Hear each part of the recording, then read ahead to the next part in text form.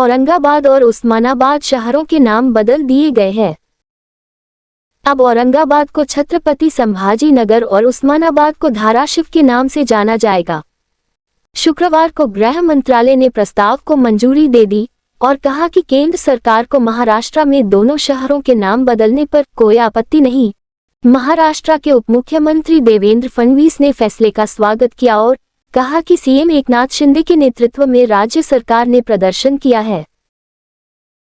Twitter पर उन्होंने गृह मंत्रालय से स्वीकृति पत्र संलग्न किया और लिखा, औरंगाबाद का छत्रपति संभाजीनगर, उस्मानाबाद का धाराशिव। केंद्र सरकार राज्य सरकार के फैसले को मंजूरी देती है। माननीय प्रधानमंत्री नरेंद्र मोदी और संघ मंत्री माननीय अमित भाई शाह को बहुत बहुत धन्यवाद।